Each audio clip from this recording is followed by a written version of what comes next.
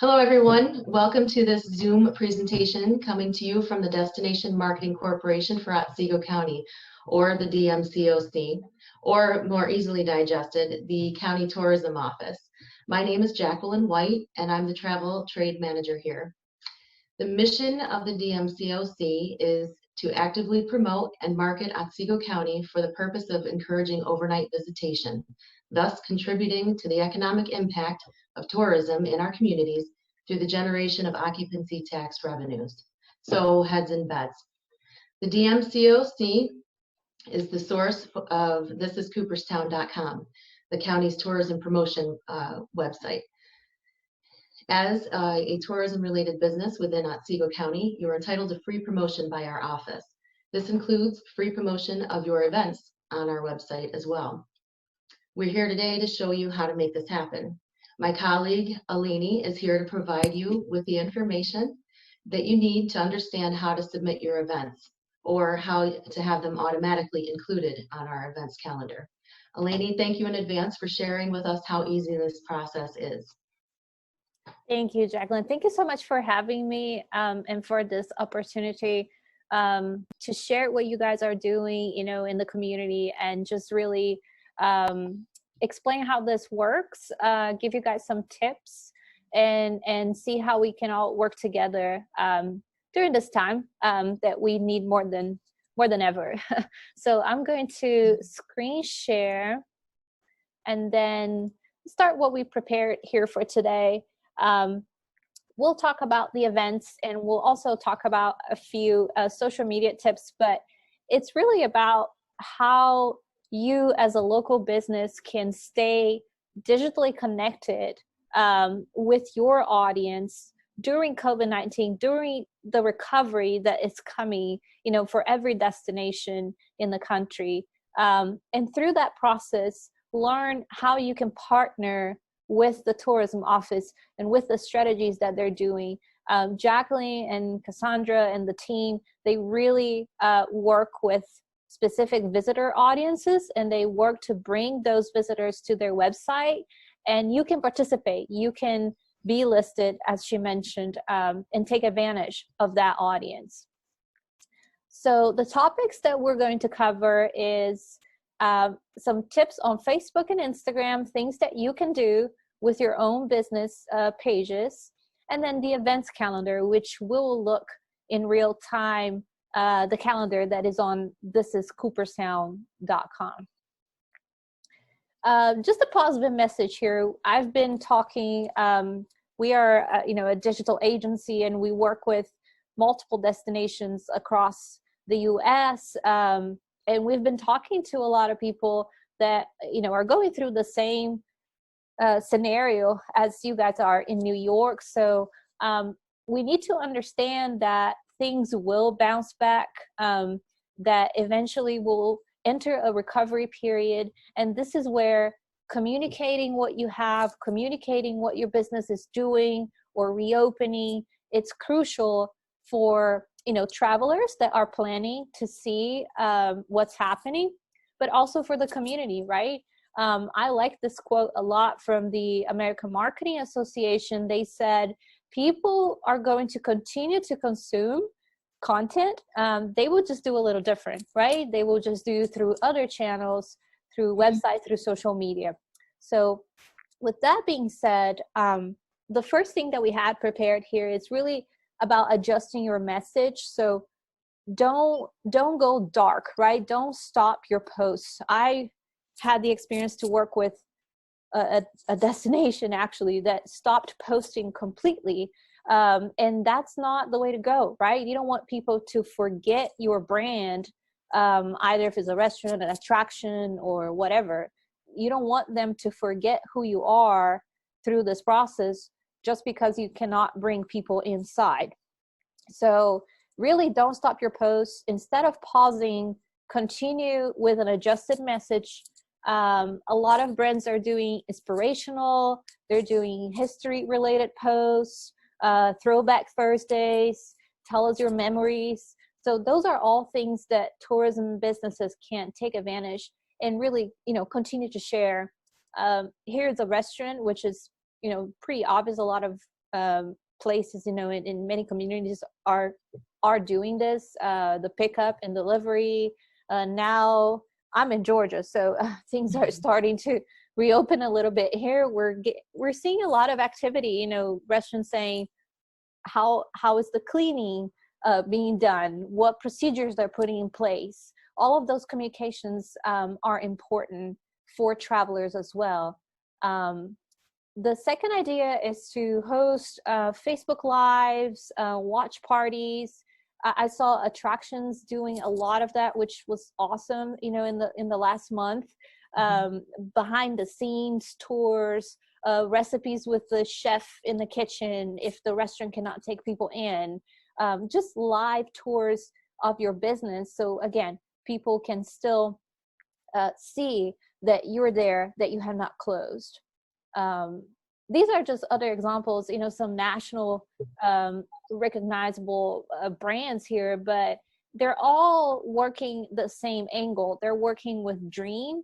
So a hotel like the Four Seasons, they obviously, for all of their hotels, they cannot take reservations, right? They can't take visitors. So they're just posting throwback photos and saying, let's dream of future traveling. Attractions like the National Gallery, they went with a history theme, talking about their exhibitions. And then same with the National Park. If you're an outdoor attraction, you can talk about what you have, what you don't have. You can do videos in the past and just really keep that content flowing. Now on Instagram, that's a very visual social channel. So if you are on that social channel, there are a few particular things to Instagram that you can do only on that channel, which is, the live stories. So the Instagram story stays up for 24 hours only, but you can also go live and show things real time. And visitors, people that follow your page, they will get a notification that you are going live. So it's another way to stay in front of them. And then what I'm showing here with Bobby Flay, I like to cook, Jacqueline, so that's why I brought Bobby Flay. Good choice. I love him. Yes. So Bobby Flay, it's a celebrity chef. He has a lot of followers, but what he's doing here with the Instagram TV, it's free. You don't have to have 1 million followers to use that tool. It's pre-recorded videos that you can upload to your Instagram to this particular section called IGTV. And it kind of works like broadcasting a little bit. The videos can be longer. They have a whole section on Instagram, if you are a user, that you can go there and watch all of these, quote unquote TV videos. So pretty cool. And then lastly, anything that you post as a business, Cooperstown has, move it over here. They have an integration on their website. It's right on their homepage. As you scroll down towards the bottom or the middle section, they have an integration which brings all of the Instagram posts, pre-approved by their team, but it aggregates all this content from Instagram. So if you are a restaurant or if you're an attraction, a store that is sharing on Instagram, Jacqueline is able to then approve that content and display on the site. So back to what I was saying in the beginning, this is really a way to partner. It's a way to share your message and visually tell the story of your business. I'm going to go back here to events. This is the section of the presentation that it's the most interactive, in my opinion, as far as partnership goes. We've been working now, it's been a year, I think, a year and a little bit together, right, Jacqueline? Yeah. So we've been working with this calendar. We developed software that helps communities like Cooperstown to be notified of events and aggregate them into a system for promotion. But we do need your partnership and we do need events to be submitted. So we wanted to start with a message of, get creative. This is a time that you may not be able to host all of the events that you had, planned, but shift to online events, do online classes, do live music with a musician that maybe you had to cancel, and maybe he can do a living room session. Do those events and continue to think ahead on what can you host in June or July, even if you don't have all of the details, right? You may not have all the information built out yet, but a target date. Create that event, submit that event. The submit online, it's the key part here. If you create your event on Facebook, Eventbrite, or Eventful, or come to the website directly, which I will show in a minute, come to the site directly and submit it online, Jacqueline and her team are then able to approve that event and promote on the site. So I am going to show that page. If you go to the This is Cooperstown website and go to the events calendar, which is on the menu bar here, you're going to get to this page here that I'm scrolling. This is the events calendar. This is what visitors look to see what's happening in the community. And usually this is not something particular to Cooperstown. Every destination that we work with, this is usually in the top 5 most visited pages on the site. It's something that really drives, visitation.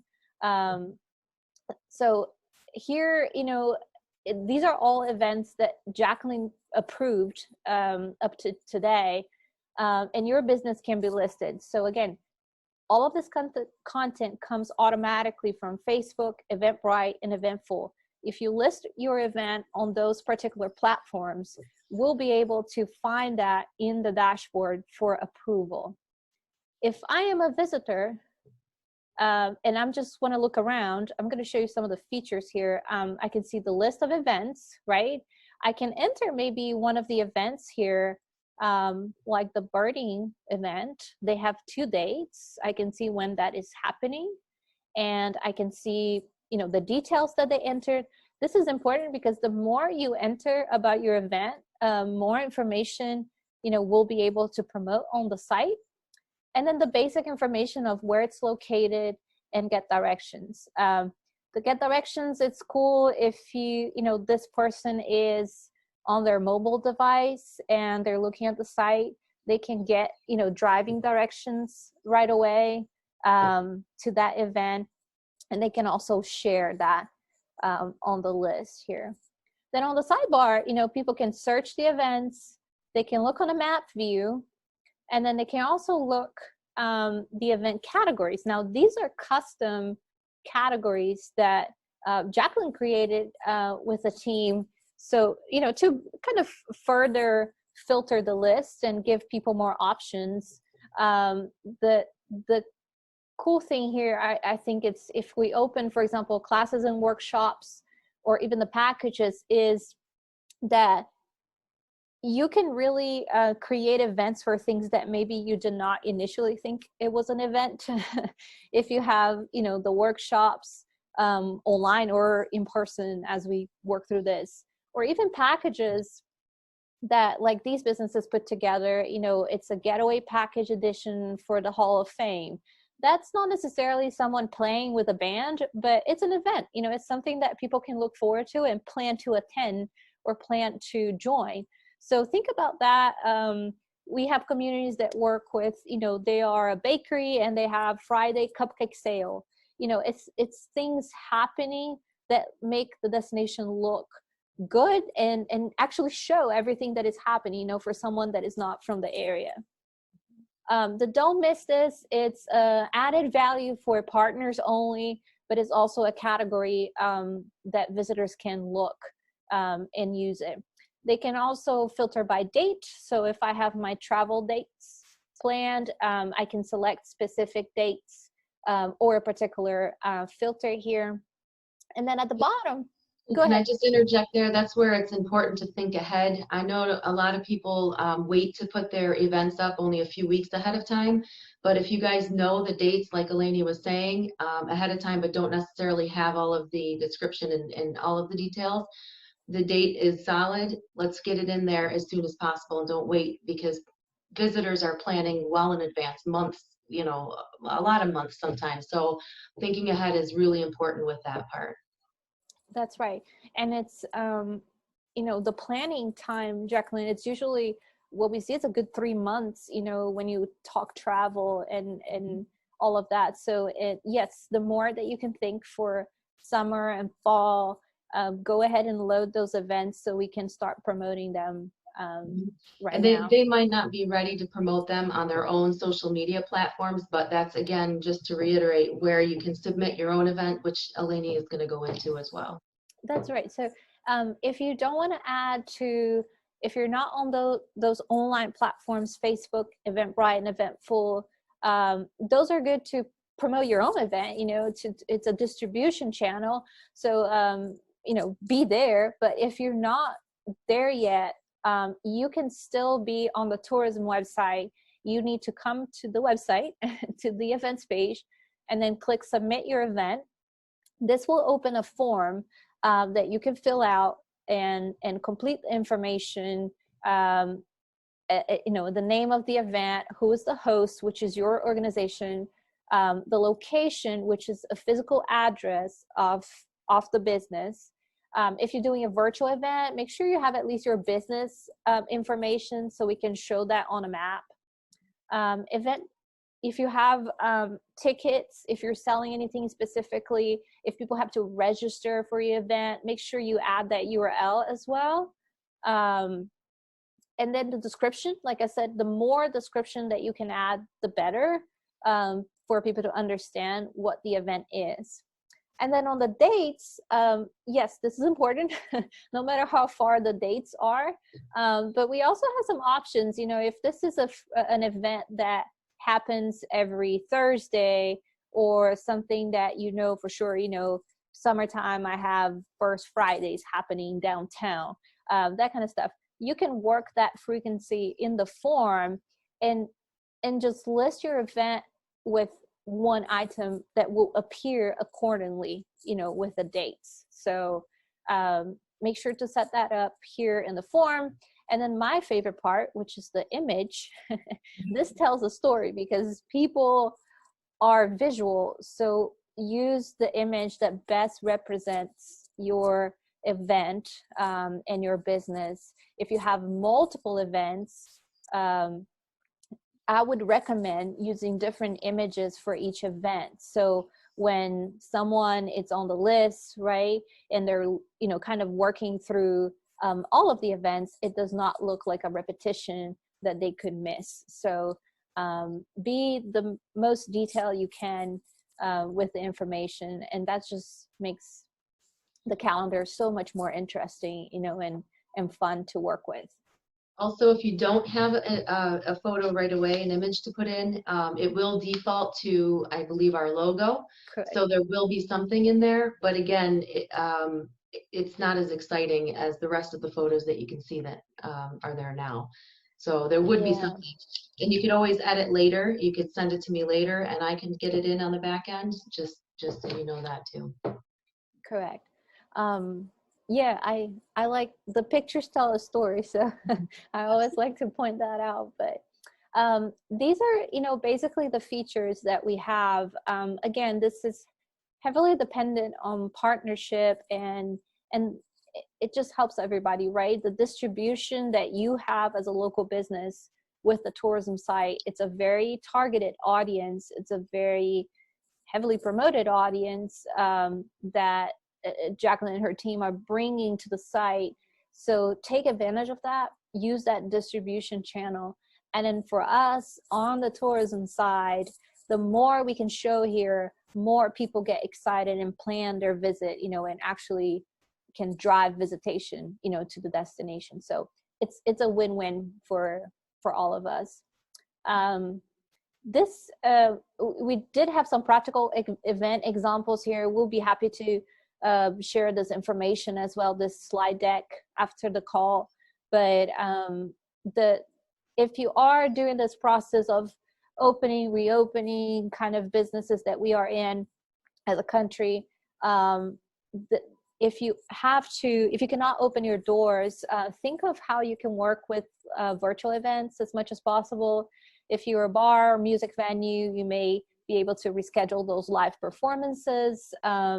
If you're an outdoor attraction, I've been seeing a lot of parks and state parks doing kind of live videos, scheduled that people can plan to watch it, or workout classes, depending on the recreational facility. Culture, arts, shopping. What I'm seeing the most is at-home activities or walkthroughs. So if you had a gallery and an exhibition that was planned and you cannot have visitors come to you, then put it online, make it a live walkthrough that visitors can plan to participate from home. This may be a good transitional kind of moment, that you can still be in front of them. And if you're a restaurant, chefs, I think those are the first businesses that I particularly see reopening where I am here in Georgia. But I saw a lot of chefs doing online videos, cooking classes, tips. And again, it's just about keeping people engaged and keep people seeing what you do best. Prepare for travelers ahead. They are coming. So this is our ending kind of conclusion message here is be prepared. Share what you're doing with them. Share your cleanliness, your procedures change, how your staff is prepared to receive them. Share that because people are looking and they will make considerations based on how much information is available, down to the business, down to the local businesses. So prepare, they're coming. And we're very excited to get them back, right, Jacqueline?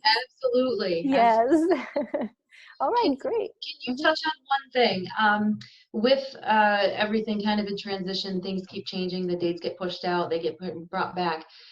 When people already have an event that is posted and they need to edit the event, a postponement, or it's been canceled, what's the best practice for them, whether they've submitted it to me or they already have it on their social media platforms, Eventful, Eventbrite, and Facebook?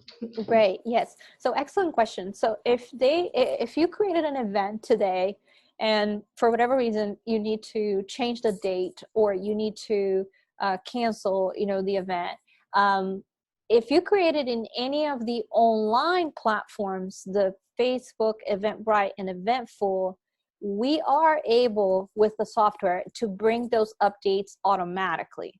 With the original post though, right? They'd have to change it on their original. Correct. So you go and change on the event that you created. So I'm a museum. I created an event on Facebook. I added some information, but the date changed. Go to your event on Facebook, change that date and whatever else, and we'll be able to bring those updates automatically to Jacqueline, right, to the dashboard. So it will reflect what you have online. Now, if you created the event manually through the events form that we have here, then Jacqueline needs to be notified because it's not automatically, right?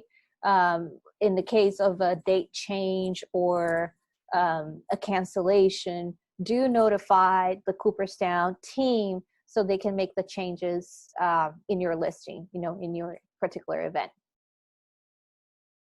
Okay, yeah, and just real quick, I don't think I said it before, my email, everybody, is Jacqueline at thisiscooperstown.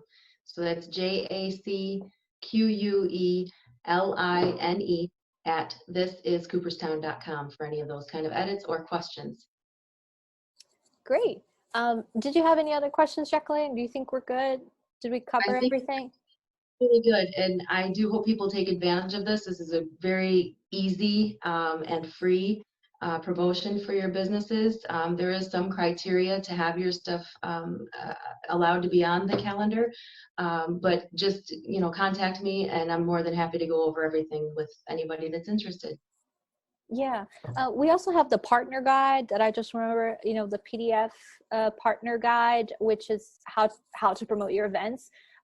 It's essentially what we went through today, but it has a few pages with step-by-step tutorials for each of these platforms. If you want to, you know, you're interested in being on Eventbrite, for example, there's a little bit more explanation there on how to do that. So feel free to also request that guide. I think, do we have somewhere on the website, Jacqueline? I think we do on the website, but